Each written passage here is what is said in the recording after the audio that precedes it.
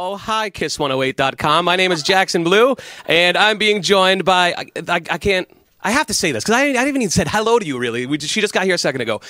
Billy Costa was supposed to be here doing this interview. You've talked to Billy a bunch of times before, and he's sick, so I hope he feels better very soon. But this is like such an awesome opportunity for me, just because like of all the people that I've ever played, you're like #1 for it. Oh, so this, you say that to everyone. No. Like I listen to so many different genres of music, and like you're in like my top 3 favorite of everything. So really, totally. And this is huge. So let's hear it for Kelly Clarkson, huh?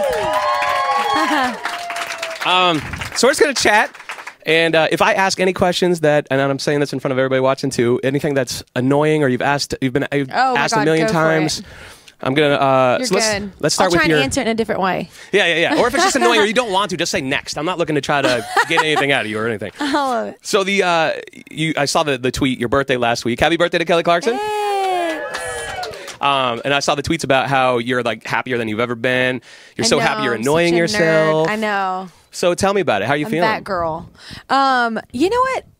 I don't even know what to do with it. Like I think I just was single for so long, and then like now you're just so happy, and you wake up and it's just like, all right, well this is like so 180 from like my life forever. Like for how it was just. Forever. That was like I thought I was going to die alone with my dogs. Yeah. Like, I was like, every time they would do an interview with you, I remember like that would always be one of the questions. They'd be like, "Why are you single?" Yeah, and I'm like, "Well, it's not a choice. I just can't find anyone worth hanging out with right now." I was like, I don't know, and everybody doesn't get it, but especially in our industry, like everyone that I'm around is married. So I mean, or they're like my brothers, even though they are married anyway. Like my band, so it's not like you're not even around. There's no options, So and you don't really. Yeah, you don't have time to connect with anybody else. Yeah, and then if you do go on a date, they use your full name, which is really cool.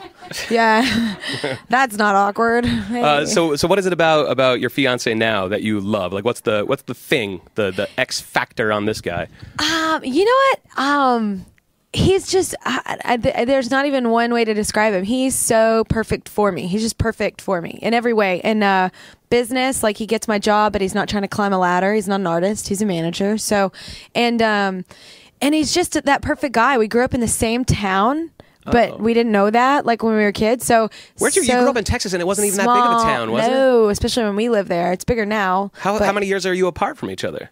6, so it would have been weird. Yeah, you've been one of those weird kids. No, his daughter always says that because he's like, "You're never dating." She's in 6th grade, and she, loves boys. And so anyway, and he said, he's too old because she likes an 8th grader or whatever, and she's like, "Daddy, Kelly is 6 years younger than you," and he's like, "It's so different, when you're a kid." Yeah. That spread. She doesn't see that. What is so? You are already stepping into mom role right now. I jumped right in. What's that like? Yeah. Well, I have nieces and nephews, so and I like rock at the aunt thing. I love it. I'm really good at it. I think because then you get to leave for a little bit, and you've recouped and go, okay, you load them up with the sugar and give them to your sister. But anyway, it's cool now because his kids are awesome. They're 6 and 11, and they're just really rad kids. They must be so excited that they have Kelly Clarkson as like. I mean, how cool is that? Well, That I've gets known them actually since they were even smaller. Like I've known Savannah. I've known their family obviously for like 6 years. So I've already been in their lives like as in like a friend. Like they've known me. Oh, so. Plus, yeah. He manages a lot of big acts. Like Blake Shelton is going to be. Blake, and is he going to be doing her your wedding or grandma's something Reba like that? McEntire. So, yeah. So I don't think I'm impressing anyone. So there's no starstruckness going on. No. Since now you're so happy and you're engaged and all that stuff, and life is so happy, is that changing your music, the way you're writing, anything like? Well, it kind of came in perfect timing because I'm making a Christmas record right now. So, you like happy songs for that. So that's working out. But as far as my next record, we're already working on it. And I haven't actually written a lot. I've been finding a bunch of songs from a bunch of friend writers that I love. And because I'm not really inspired to write unless it's like all about love. And it's so not good. That's not going to be a good record. Yeah. No. Well, you don't think about your favorite record. It's not about loves and rainbows. It's you're going to have some balance. It's about torture. Yeah. It's about, it's like Jagged Little Pill. Yeah. It's like it's like really sad. So I've been working. I have a ton of writer friends that have been writing a lot for me as well. So. Oh, cool. Yeah. So what about the Christmas album? Are you? Is that something you were psyched about? Oh my God, I'm like a Christmas nerd. complete. Are you doing any classics, like real classics? Oh no, yeah, it's gonna be. I love. I hate when people put out albums and there's no classics. Yeah, no, I love the classics, but we also put out some new stuff too. Did a cover of a song that's actually not a Christmas song, but it's kind of confusing describing it. But when you buy it, you will see. No, it's really good. I'm doing it with Greg Kirsten. The whole record. He's the one that did Stronger and People Like Us, which is out now, and Dark Side, and a lot of. He's really super talented. I hope we need another big like Christmas song. You gotta give us the big one. Oh, this is my favorite thing that people say. Like, everyone doesn't aim for this when making a Christmas record. Like, my label's like, yeah, we really want you to write like a Mariah Carey, All I Want for Christmas Is You. And I'm like, oh, okay, well, I'll just throw that out. Like, I'm like, do you know how many people would die to write that? Like, I mean, it's been Obviously, number one for like 17 years. So I'm like, of course I'd love to have that, but that doesn't mean it's going to happen. Yes, but it will. We're aiming to write something cool, but. Wait, didn't she? And even when she came out with her new Christmas album, she redid All I Want for Christmas Is You. Right? Didn't she put out like part 2? Oh, she put out another one. Yeah. I don't know. It's like it can't be. Well, whatever. You know what? I couldn't. I'm such a huge Mariah fan. I didn't buy it because you can't do the sequel on that one for me. No. That record, like I listened to it in June. Like I mean, I love it. Miss You Most, number 6. Don't even talk about it. I love it. It's such a great record. Whenever I heard she was coming out another, and I was like, no, it's like Jurassic Park. Like just do the one. Just don't do sequels. Never work unless you're Star Wars, and that's because they're prequels. You love Star Wars, right? Do. Has your fiance saw it yet? Because I know at some point he hadn't. No. No, isn't that weird? I feel like it's wrong. Killer right there. I know. Before the wedding, or else. He's never seen Sound of Music either, which is so weird. You love Sound of Music? I love Sound of Music. I love Sound of Music too. Yeah.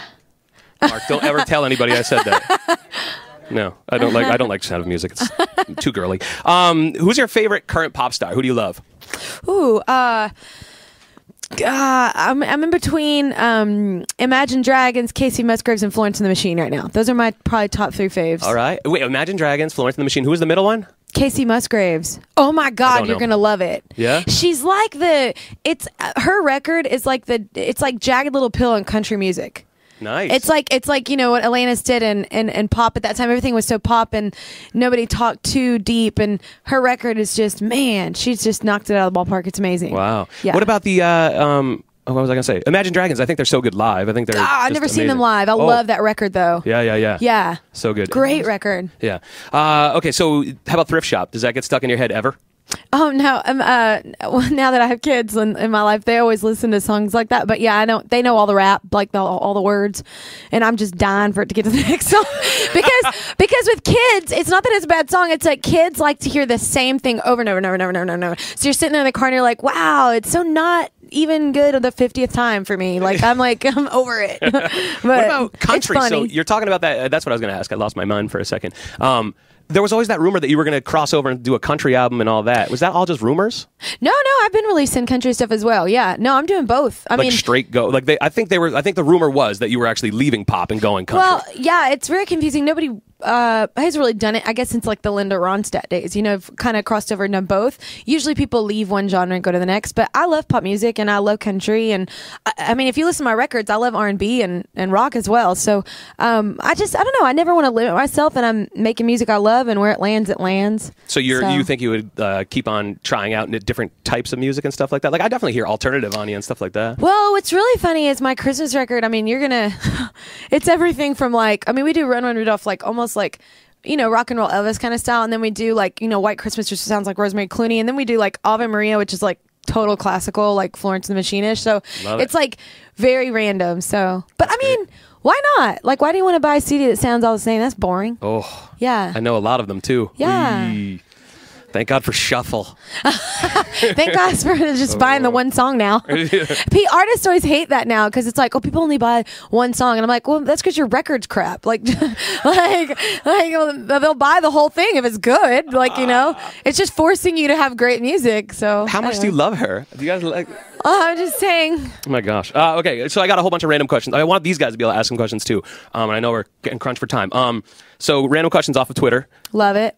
George Jones. Well, this one isn't off of Twitter, but he died at 81 the other day. I saw that you had tweeted about the news. Yeah. What influence did he have on your music? And honestly, it's more of an influence with a lot of people I work with, like in my band, especially one of the guys that I write with. It's my assistant's husband. But he's one of the guys I write with a lot, and we just wrote a song recently that is about. It's called "You Ain't Gonna Like This," and it's about how all these different influences from the George Joneses, of Elvis, of the Princes, of Bonnie Raitt, or all these different artists influence us, and we don't just listen to one style of music. And what I think is cool about a George Jones and an Elvis and a Bruce Springsteen, they're cross genre, man. Like everybody from any style of music. Like I didn't grow up listening to hardcore George Jones, but who was is my stepdad, and he played it in our house with Waylon, the Highwaymen, all that. So like I got that influence, you know, from a young age, and I think it's in this day with social networking, I don't know if we'll ever have that kind of impact musically again, because everything's so accessible. And back in the day, it was just like everything wasn't, video didn't kill the radio star. You know what I'm saying? It was just music, and it was just it was cross genre at the moment. And it's just one of those sad things when it's like, man, what. It's sad when anyone dies, but it's sad when someone dies that has just made such a deep impact on people they don't even know, you know? So it's pretty. But I mean, well-lived life, 81. That's pretty amazing. So absolutely. Yeah. And you talk about the social media. Like, obviously, it's taken music a whole different direction. Yeah. In a good way, but also there's good and bad weird? of all like, of it. The mystique is kind of a little bit gone, a little bit, isn't it? Like, well, that's what I always tell Reba this, because I'm like, there's never going to be another her or like a Bono or Prince or Madonna. Like, it's just not going to happen, because you're a click away from everything, you know? And like when I was a kid, oh my God, first of all, Tuesdays were like, I would save all my money to go buy records. Like I would sit there and read the booklet, the liners, like everything. Yeah. I'm the girl that walked into the American Idol audition and knew Randy Jackson. Like I knew he played with Mariah Carey, and I was flipping out. Like I was that nerd. And it's just, I just think that mystique is gone now. It's not, now it's like you released on your Twitter days before. It's like you never know. There's no exciting, there's no build up. There's no foreplay. There's absolutely no foreplay anymore. Nice. That's what it is. Well, that's a sad day when there's no more foreplay. You're welcome, world. All right. So, okay. Here's a good one. Yeah. Not good. This is going to be one you may say pass on. Fine. I can't wait. How drunk were you really at the Grammys? At the oh my God, my speech. Yeah, and like the photo bombing. Like I love that's the most every second upsetting about it. part. No, I was really. I like talking like this. I could do it all day long, but obviously, but when I have to stand in front of people, like, and give a speech or like say something, first of all, I become illiterate. I can't read a teleprompter. I don't know what happens. And then I just lose everything. It's like, I don't know what's happening. Things come out of my mouth. I don't even say thank you generally. Like I'm just like, yeah, and you're wearing a purple shirt and I like your boots. And it's like, I just get really nervous, and it's really embarrassing.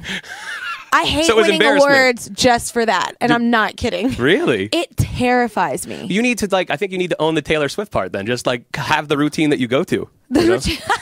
Just be like, go-to smile. What? God. That's awesome. Hey, but she can at least hold herself together. I'm a bumbling idiot. No, you're never. Yeah. Never. It was embarrassing. I hadn't had anything to drink. That's the problem. None? No. Oh. Oh, no, wait. I stole some of Portia's. That's right. Portia and Ellen were sitting in front of me and my fiance, and she had a drink, and I was like, not fair. And I had a couple sips of hers. Was that before the photo bomb? Yeah. No, they didn't take one picture without me in it. I swear to God. So Y'all funny. only saw like the one. The whole night I'd stand up and be like, hey. I was bored. There was nothing to do. I was just sitting there. Bored at the Grammys. Well, I mean, because the commercial time, you're just like, do, do, do, do. Like, it's, you know. It's awkward conversation. You don't know anyone, and it's like, hey, and it's, who is that person? I don't know. Like, you know, it's a funny. I don't know. You still get starstruck though, right? I mean, you still, for the weird things, like I saw another one of your Twitter posts, because I'm a freak, about the Walking Dead. You were at some store or something like that, and you ran into one of those Rick. dudes. I don't know his real name, but Rick in The Walking Dead. I just bought a gun. We're so white trash. This is awesome. For both my birthdays, my fiance's bought me a gun because I love guns. And anyway, so we were there, and we were going to do target shooting, all that kind of stuff. And while we were there, we were talking to the people in the store, and they said, "Oh, Rick from The Walking Dead was just in here," because I was talking about The Walking Dead, and I freaked out. Like a crazy person. Were you and I was like, them? so does he live near? Because I don't get it. Like, he doesn't live here. Like, why was he here? This is like random Tennessee place. No, I didn't even see him. I just saw a picture of him that he was there And the that day. was enough? And I just missed him. That's what it was. And I was like, oh. Wow, you would have had a geek out moment. That's I know. great. Is there anybody else you would geek out for? I would have, you know what I wanted to do? I wanted to go to like Target practice, and I wanted to beat him at it. That would have been funny. He would do that too. Like that's something that because you that as like show. Have you seen the show? Oh yeah. First of all, they never run out of ammunition. Never. No one reloads their gun. I'm like, oh my God. obviously the writers don't know anything about guns because that's my favorite part. It's just like bam, bam, bam, bam, bam, bam, bam, bam, bam, bam, and it's not like an automatic. It's just a normal 40, and it's like it's basically G.I. Joe with zombies. No, I'm live like, action. oh, they never have to reload. That's amazing, and it's a shotgun. Yeah. That's amazing. That's stupid. Okay, well, let's get to some of these questions because I think we only have a couple minutes. Who has a question that they really are dying to ask Kelly Clarkson? Right here. Big fan right here. Hi. Hello. Is it on? Oh, it is on. All right, great. So I wanted to find out how you felt when you finally met Mariah Carey after you performed on Idol and she came up onto the stage. Yeah. I actually met her, funny story, like almost a decade before, like right after I went Idol. Randy, we were both performing at this big radio event in New York, and Randy Jackson actually said, do you want to meet Mariah Carey? And I was like, I mean, that's the dumbest question in the world. Like, I was like, yeah. And I walked in there, and legitimately the only thing that came out of my mouth was, oh my God, I'm going to throw up. Like, and I was like 19 years old, and I was freaking out. And she was so sweet to me. And that's what I meant by on stage. Like, I was like, I'm so glad you're nice. Like, because it wasn't like she was just being nice because we were on TV. She was nice backstage, like, and didn't have to be nice, And, sometimes you like people, and then you meet them, and you're like, ooh, really wish I could have just not met you because you ruined it for me. But yeah, but she's super cool. It was really, I'm like, that's a huge deal for this kid. Like, I was total hairbrush mirror wind machine Mariah? In my room and totally fantasied out. Yeah. Wow. Yeah. Whatever happened to that? This is random because this is something that a lot of people ask me to ask you about. And it's something from 2005, and you probably already know what it is. But whatever happened to that Dwayne dude, your guitarist that you fired on stage? Oh my God. Yeah, no, you know what? That was one of those things when I thought that was awesome. I loved that video. Like, no, it's just, I fought like badass. hard, man. He was having a hard time in life, and I fought like hard for him because everybody was having a hard time with him on the road, and he wasn't happy. And not even just in what our did he do to the crowd? Because he ran to the side, and you could see that you saw him do something, and you were upset with him. Did he flip off the crowd or something? No, he was messing with people's gear on stage, like, and messing with the show. And I was like, oh. And then it was just like, at that point, I was trying to be cool by, everybody goes through hard times, me included, everyone.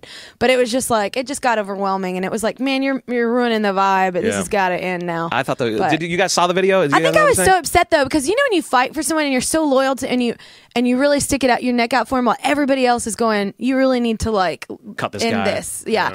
And I think that's what really, I was like, man, and now you're like messing with my show. That's not cool. But I hear he's great now, though. I hear he's in a way better place. I'm happy about that. She, if you missed the video, like, she was singing the fact that he was fired. Like, it's really cool. I mean, I thought I was singing what? You sang. You changed the lyrics to. I wasn't singing, brother. I was preaching. Oh, you preached as well. Yeah. No, but you changed. Yeah, I was like, singing, I was about to take my earrings off. You were doing a moment like this, and you changed it to. Dwayne is fired. Da, da, da, da, da, no, I didn't. Yes, you were. There's a video. We're going to go look at it. I'll show the video. No, my girl's right there. She was there. Said no. No, I did not do I that. saw some fake video online then. No, I did not. I was preaching, though. I was like, I saw you the want to preach mess with job, my too. show? I was like, okay. I was like, because that's not cool. People pay good money. And like stuff happening backstage, I don't need to know about that. They paid good money to come see a show. Don't mess with the show. Yeah, that's not cool. Great. Okay, I took off my we got to wrap things up. I got ghetto. But thank you, Kelly Clarkson. Let's hear it for her, huh? Yeah. You got a question? I'll let you ask it afterwards, real fast. But thank you for watching Kiss108.com. Thank you, Billy Costa, for getting sick. I'm really sorry about that. No, not at all. Sorry, buddy. Kelly Clarkson, thank you so much. Thank It really you. is so nice to talk to you. Goodbye.